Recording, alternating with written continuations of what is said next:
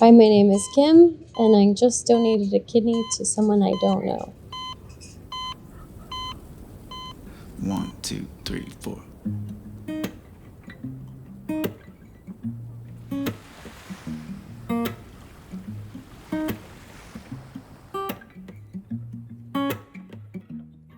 Yeah, your heart is a sun, and it shines as it opens. Well, your heart is a sun, and it shines as it opens. Yeah, your heart is a sun, and it shines.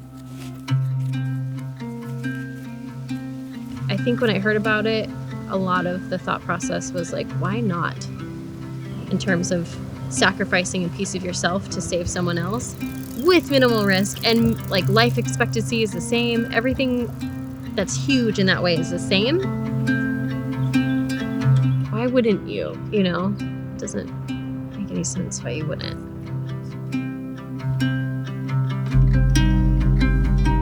We have about 1,500 people on our kidney wait list here at MUSC. So that's a lot of people that need a kidney right now.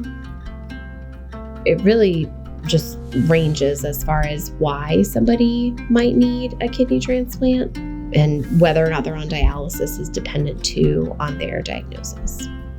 So when your kidney fails, so much so that you need dialysis, which keeps you alive. Usually people do it 2 to 3 days a week. And there's a huge machine that pretends to be your kidney that filters your blood. It's really, really hard to afford if you don't have proper insurance. So there's a huge subset of people within the country that cannot continue. And then eventually, even with dialysis, you will die.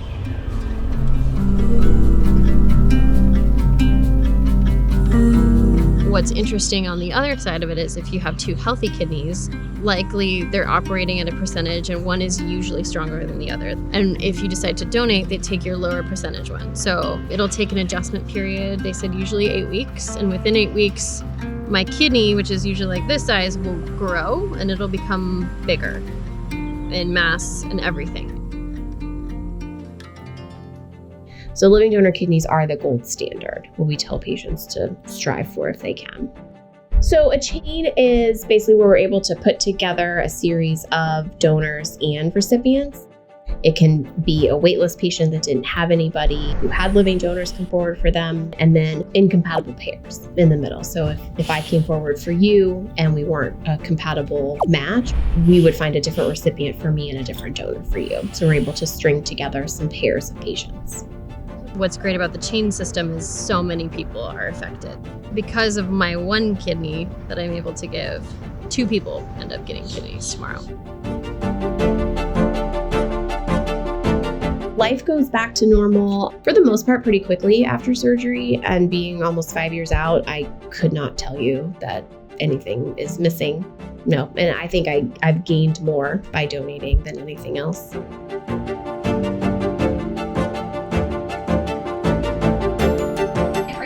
Caregiver? Yes, I am. Okay. That was your plan last time, so I just wanted to go over everything. Yes, I am. It's an honor. Felt like there's been a lot of anxiety building up to this.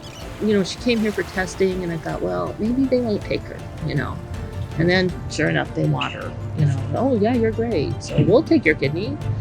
And then, from my perspective, there's a lot of logistics that only a mom works out, like, you know, who's going to take care of the dogs, who's going to go get the CSA food. I can't go to things I go to, and I don't like the idea of anyone cutting into my child's skin. I mean, she's an adult grown woman, but she's still my daughter. But it is interesting to think about those people that are hopeful right now. And I'm more expecting things to go well. But that family is praying and hoping, for sure. I know that she's going through a lot, and I think it sucks to be in a position where I put her in that place. And I appreciate her patience through all this. And more so than me, I hope that she can see the person that I'm giving it to, because I think all of this negative energy will go away.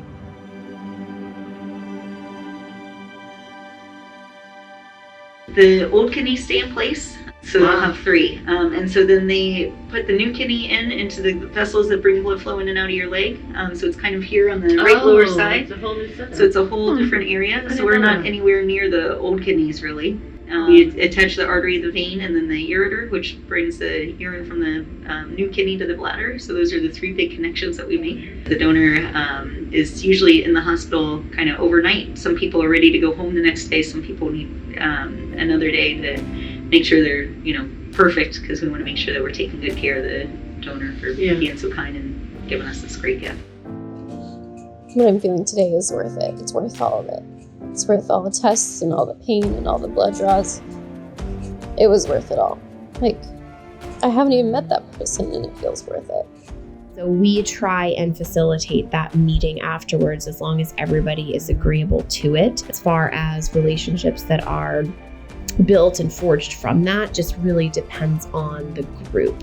But we provide as best we can at the beginning the tools to kind of take that relationship and make it whatever the group itself wants it to be. So once we had him, who was able to match with Richie here, we were able to put y'all into an exchange. And Sean, this is where I'm sitting at. So you're the one with the lucky lottery winning phone call. Don't forget your pole. Your pole. Bring the pole, Sean. Sean's in charge of the pole. Thank you very much, Sean. Thank you. You too.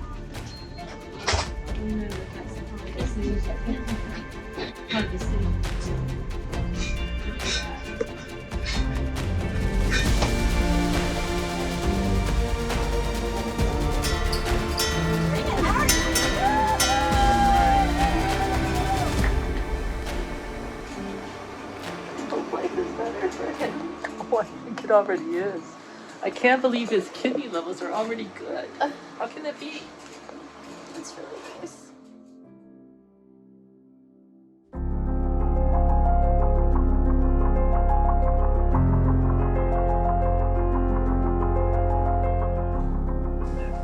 Hi, buddy. You see? Look, not right here. You silly. Who's that? When did you know that your kidney problems started?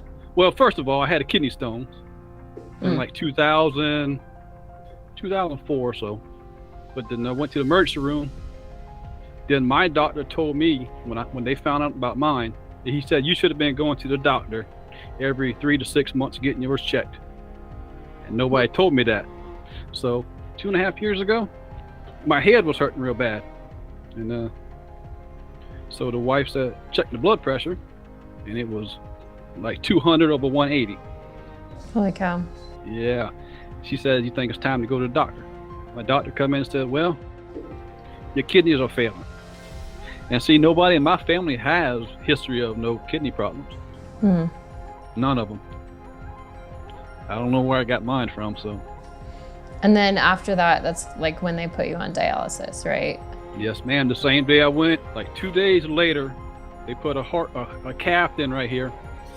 And the same day they put that in, I was already on the dialysis machine. But I didn't get it out the chair till 4 hours later. And when you leave from there, you're just tired. You come home and go to bed. Wow. And then I stayed there for about a year or so. Like I said, when I was there, I seen people come in. They would be walking. The next couple of months, they'd be on a walker, either a cane, then bed. And some of them would last a couple of weeks after that. And where did they go? They passed away. Dang. I didn't like that. Yeah.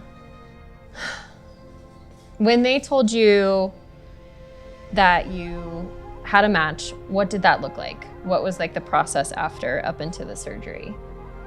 A couple of weeks before surgery, we had to go do blood work, lab work, see if everything, see if we wasn't sick or nothing like that, see if we didn't have infections or nothing.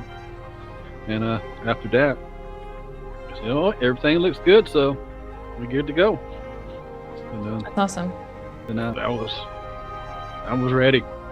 I didn't care if I had a cold or not. I was going to tell them I felt good. Yeah.